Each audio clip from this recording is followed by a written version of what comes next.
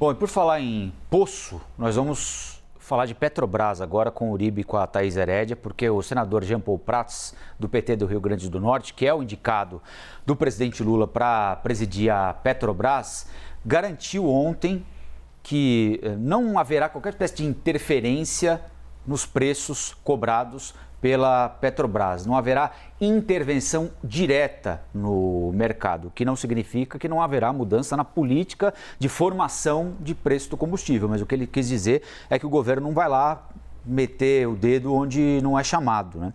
A declaração foi muito bem aceita pelo mercado, nem poderia ser diferente, tanto é assim que uma parte do que a Petrobras perdeu em valor anteontem, recuperou ontem, né, Thaís? Foram 2 dias seguidos de perda, né? E ela acabou se recuperando ontem. E foi interessante porque a Petrobras subiu quase 5% num dia em que o petróleo despencou, invertendo a lógica do que acontece nas petrolíferas, né? As petrolíferas ganham quando o petróleo sobe, porque é a principal fonte de receita.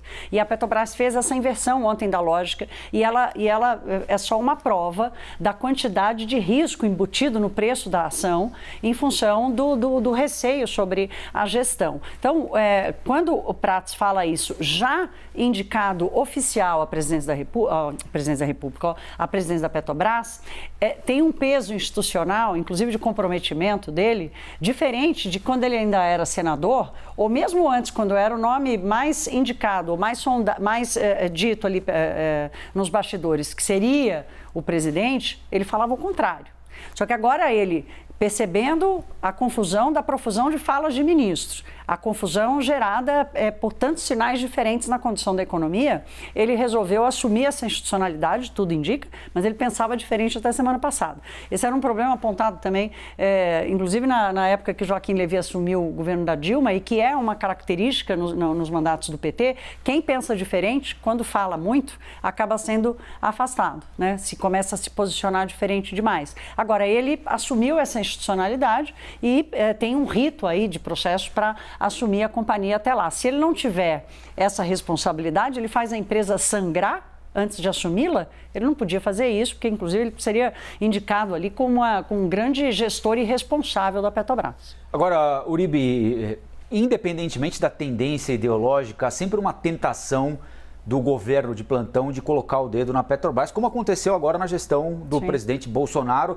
sob o liberalismo de Paulo Guedes, com 4 trocas seguidas de presidente da Petrobras, porque ninguém fazia o que o presidente Bolsonaro queria, que era baixar de um jeito ou de outro o preço dos combustíveis, né? Depois a coisa só arrefeceu, muito por sorte, acho, do último presidente indicado por ele, porque o preço do petróleo lá fora começou a cair, houve alteração na política de cobrança de impostos também, e a coisa saiu da primeira página, digamos assim, não é? Embora a declaração do futuro presidente da Petrobras seja importante para acalmar o agora, como disse a Thaís, não há como garantir o amanhã. Não há hoje, não havia no passado e provavelmente não haverá no futuro, né, Uribe?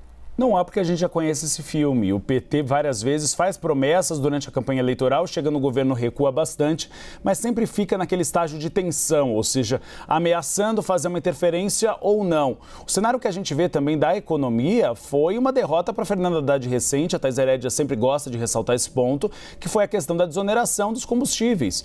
Fernanda Haddad não queria seguir uma linha mais liberal, acabar com a desoneração, mas a pressão, tanto de Gleisi Hoffmann, presidente nacional do PT, como de Aloysio Mercadante, o presidente do BNDES, que são praticamente 2 eminências pardas do governo, que têm interferido na política econômica, fez com que você tivesse aquela medida provisória. E há uma questão bastante polêmica em relação a Jean Paul Prats, porque ele estava dentro daquele prazo de quarentena à frente ou sócio de uma empresa ligada à infraestrutura. Então, é uma questão que agora o governo vai ter de resolver. E aí volta a ideia de uma medida provisória para mudar a lei das estatais, o que é bastante preocupante. Isso é um caso de interferência, é um caso de interferência política na gestação econômica do país. Porque a partir do momento que Jean Paul Prats diz que ele não vai interferir na política de preços da Petrobras, por outro lado, haverá uma interferência do governo federal e do Congresso Nacional para que você tenha menos transparência ou credibilidade das empresas estatais a você mudar o prazo de quarentena. Então, é um tipo de interferência. Agora, vamos observar como ele vai se comportar, porque na campanha eleitoral, quem atuar falava muito nas conversas era o líder do PT na Câmara dos Deputados, o Reginaldo Lopes. E o Reginaldo falava, por exemplo, de uma proposta de você tirar o câmbio como um patamar ou como um padrão para calcular o preço dos combustíveis. Você acabar com a dolarização do combustível. E havia mais propostas em relação àquele colchão de estabilização. E o Jean Paul Prates, por exemplo, ele foi o autor, o relator desse projeto no Congresso Nacional para a criação de um colchão de estabilização que poderia fazer com que uma queda, um aumento abrupto dos preços fosse controlado.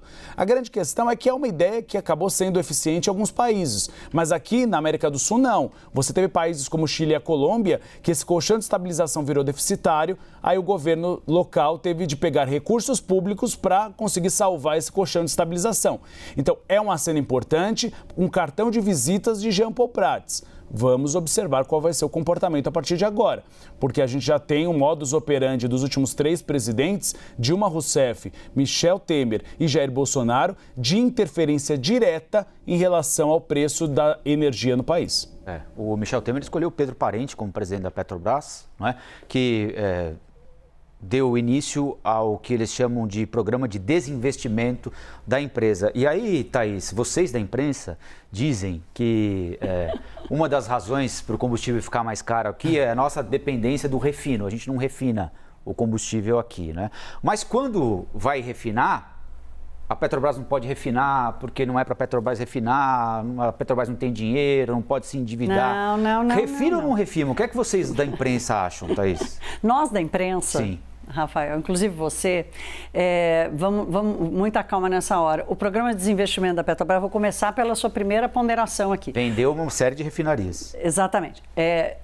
O propósito disso, inclusive quem fez esse acordo com a Petrobras foi o Conselho de Defesa Econômica, que é o conselho que cuida do negócio que chama concorrência, porque a Petrobras era dona de todas as refinarias do Brasil. Ora, não tem concorrência, ela estipula o preço do jeito que ela quiser. Então, essa é uma determinação para tentar equilibrar um pouco a formação do preço com concorrência no mercado de refino. Então, esse foi o princípio. Certo. Não, porque não conseguiu vender ainda. Sabe por que não vendeu? Porque não teve interessado. Porque os investidores com potencial de comprar uma refinaria e refinarias que têm um custo elevadíssimo, Samuel Pessoa já publicou alguns artigos, economista que a gente ouve muito aqui, mostrando como o refino, o custo operacional do refino no Brasil é muito mais caro na comparação com outros países. Então, não adianta ter um ativo maravilhoso que custa carérrimo, é a história da Ferrari, né? Eu tenho dinheiro para comprar a Ferrari, mas não tenho dinheiro para manter.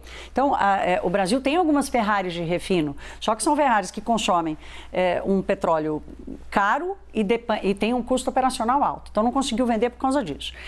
O interessado não apareceu. Então, essa é a primeira coisa. Segunda coisa, Pedro Parente saiu da Petrobras exatamente quando o governo Temer decidiu fazer subsídio para o diesel na época da Guerra dos Caminhoneiros. Ele era contra. Então, ele disse, olha... Quase foi uma guerra, mas chegou a ser uma greve. Exatamente. Quase guerra, mas para nós foi quase isso, né? Porque houve escassez, né? Como acontece na guerra. Então, ele sai exatamente porque ele sentiu ali que houve uma interferência. Mas ainda assim, a blindagem que ele criou no estatuto, na formação da lei das estatais, ela está funcionando aí. O que eu costumo dizer é que no governo Bolsonaro os cadeados foram quebrados. E o medo agora é se o PT vai abrir as porteiras de vez. Se encostar no portão, ele abre. Exatamente.